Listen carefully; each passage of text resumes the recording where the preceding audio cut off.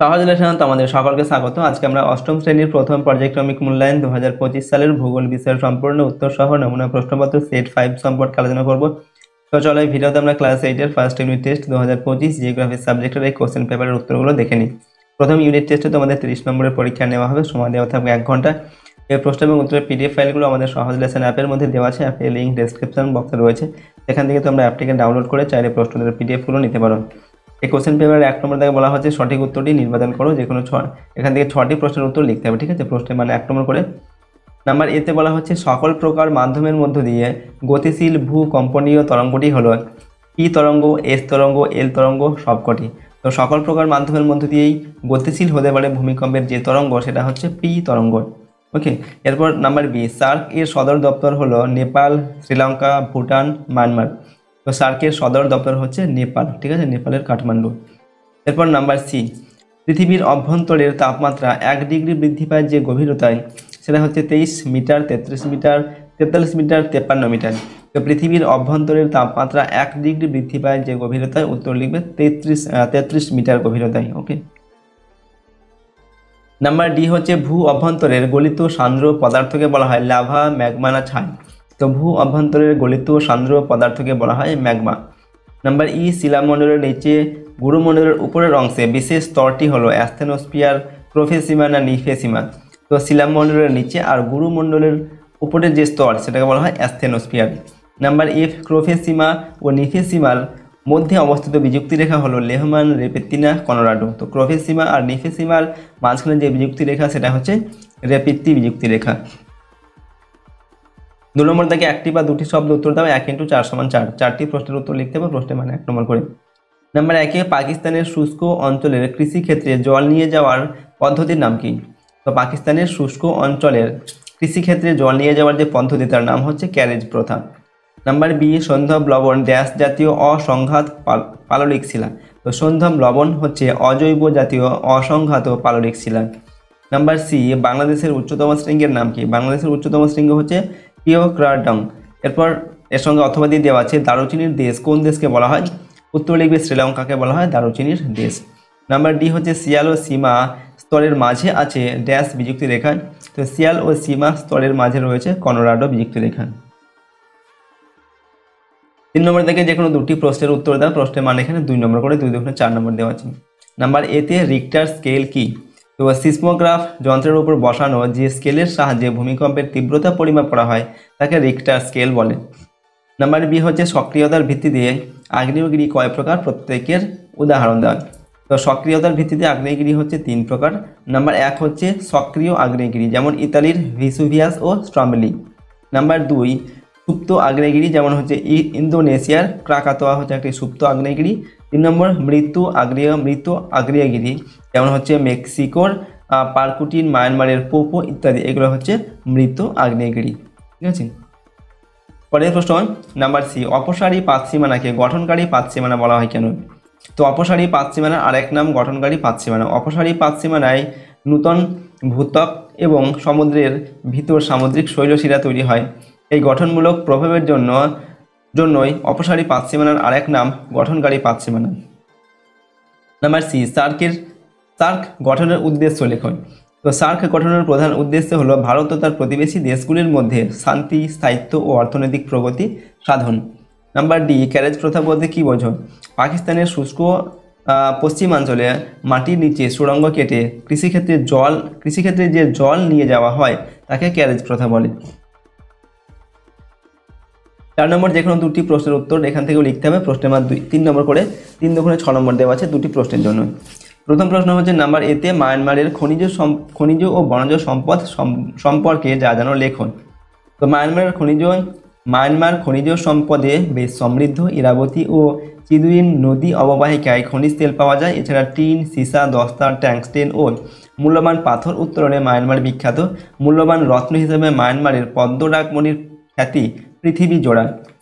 মায়ানমারের নানা ধরনের অরণ্য দেখা যায়, গর্জন, চাপলাস, মেহগিনির মতো চিরসবুজ অরণ্য, অর্জুন, শাল, সেগুনের মতো পর্ণমোচী অরণ্য, আবার কোথাও ঢেউ খেলানো তৃণভূমিও লক্ষ্য করা যায়। নাম্বার বিতে বলা হচ্ছে নেপাল পর্যটন শিল্পে উন্নত কেন? উত্তর লিখবে পর্যটন শিল্প হলো নেপালের বৃহত্তম শিল্প ও বিদেশি মুদ্রা আহরণের প্রধান উৎস। ওকে, নাম্বার 1 পর্বত শৃঙ্গের সমাহার। পৃথিবীর 10টি উঁচু পর্বতশৃঙ্গের মধ্যে 8টি পর্বতশৃঙ্গ এ দেশে রয়েছে। আবার পৃথিবীর সর্বোচ্চ পর্বতশৃঙ্গ মাউন্ট এভারেস্টও নেপালেই অবস্থিত। নাম্বার 2 পর্বত আরোহণের সুবিধা। নেপালে সারা পৃথিবী থেকে পর্বত আরোহীরা পর্বত শৃঙ্গ আরোহণের জন্য আসেন। প্রতি বছর মাউন্ট এভারেস্ট, কাঞ্চনজঙ্ঘা, অন্নপূর্ণা প্রভৃতি শৃঙ্গগুলি জয় করার জন্য পৃথিবীর বহু মানুষ এখানে পৌঁছান, যা নেপালের বহু মূল্যবান বৈদেশিক মুদ্রা আহরণের এটি একটি বৃহত্তম উৎস। 3 নম্বর হচ্ছে দর্শনীয় স্থান। নেপালের কাঠমান্ডু, নাগারকোট, জনকপুর, বিরাটনগর, পোখরা, লুম্বিনী প্রভৃতি শহরে প্রাচীন স্থাপত্যের নিদর্শন পর্যটকদের আকর্ষণ করে। তো এইগুলো হচ্ছে নেপালের পর্যটন শিল্পে উন্নত হওয়ার কারণ। এরপরের প্রশ্ন হচ্ছে দেখো, নেক্সট হচ্ছে নাম্বার সি, ক্রোফেসীমা ও নিফেসীমা কি? তো ক্রোফেসীমা হচ্ছে গুরুমণ্ডলের 30 থেকে 700 কিমি পর্যন্ত অংশে ক্রোমিয়াম, লোহা, সিলিকন এবং ম্যাগনেসিয়াম এর আধিক্য থাকায় এই স্তরের নাম হচ্ছে ক্রোফেসীমা। ঠিক আছে। এরপর নিফেসীমা কিনা? ক্রোফেসীমা নিচে গুরুমণ্ডলের 700 থেকে 2900 কিমি গভীরতা পর্যন্ত অংশে নিকেল, লোহা, সিলিকন এবং ম্যাগনেসিয়ামের আধিক্য থাকায় এই স্তরের নাম হচ্ছে নিফেসীমা। এরপর নাম্বার ডিতে পৃথিবীর কেন্দ্রের কাছে থাকা পদার্থগুলির ঘনত্ব বেশি হয় কেন? তো পৃথিবীর কেন্দ্রের কাছে থাকা পদার্থগুলির ঘনত্ব বেশি হওয়ার কারণ পৃথিবী যখন উত্তপ্ত তরল অবস্থায় ছিল সেই সময় অপেক্ষাকৃত ভারী পদার্থগুলি নিচের দিকে বা পৃথিবীর কেন্দ্রের দিকে থিতিয়ে পড়ে। তুলনায় হালকা পদার্থগুলো উপরের দিকে বা ভূপৃষ্ঠের কাছাকাছি চলে আসে। এজন্য কেন্দ্রের কাছাকাছি থাকা পদার্থগুলির ঘনত্ব বেশি ঘনত্বের হয় আর কি। ঠিক আছে, ঘনত্ব বেশি হয়। পরের প্রশ্ন 5 নম্বর দেখে যে কোনো দুটি প্রশ্নের উত্তর এখান থেকে লিখতে হবে। প্রশ্নের মান 5 নম্বর করে, দুটি প্রশ্নের জন্য 10 নম্বর দেওয়া আছে। 5 নাম্বার এতে বলা হচ্ছে ভূমিরূপের উপর শিলার প্রভাব আলোচনা করো। দেখো, ভূমিরূপ গঠনে শিলার প্রভাব অপরিসীম। যেমন নাম্বার 1 গ্রানাইট শিলা গঠিত ভূমিরূপ সাধারণত গোলাকার হয়। উদাহরণ হচ্ছে রাঁচি সহ সমগ্র চরণাকপুর অঞ্চলে এই ধরনের ভূমিরূপ দেখা যায়।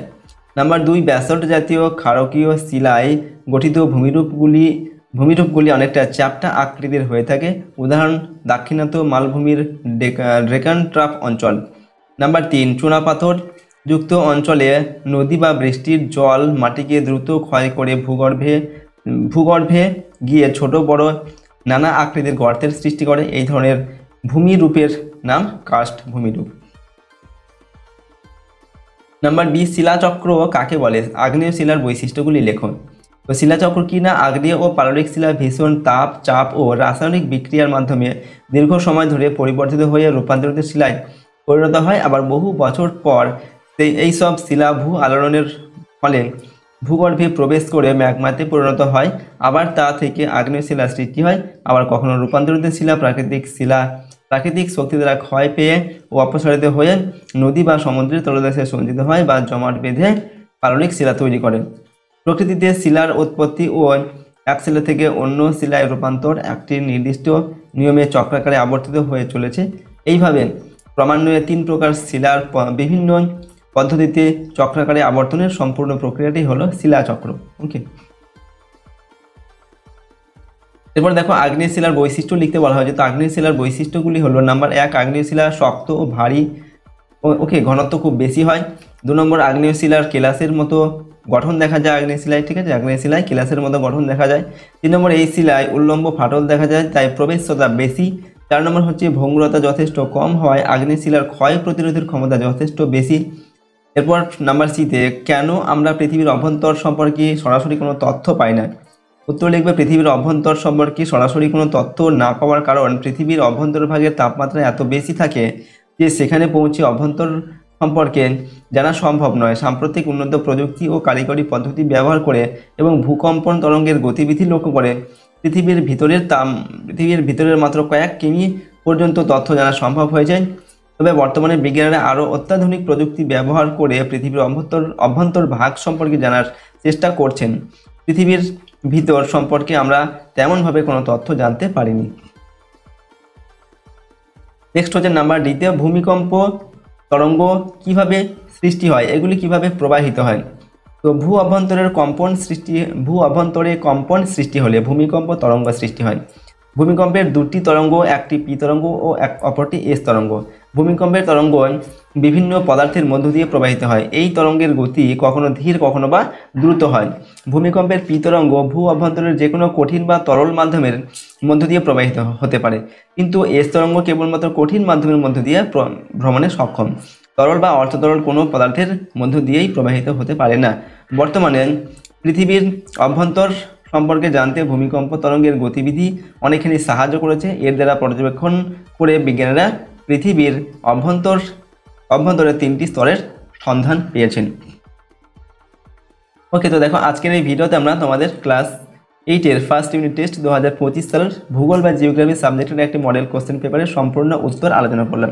প্রশ্নোত্তরগুলো অবশ্যই তোমরা ভালোভাবে মুখস্থ করে নিয়ে প্র্যাকটিস করবে। এগুলো তোমাদের প্রথম ইউনিট টেস্টের জন্য অত্যন্ত গুরুত্বপূর্ণ প্রশ্নোত্তর। আর এই প্রশ্নোত্তরের পিডিএফ ফাইল আমাদের সহজ লেসন অ্যাপের মধ্যে দেওয়া আছে। অ্যাপের লিঙ্ক ডেসক্রিপশন বক্সে দেওয়া আছে, সেখান থেকে অ্যাপটিকে ডাউনলোড করে চাইলে প্রশ্নোত্তরের পিডিএফ ফাইলগুলো নিতে পারো।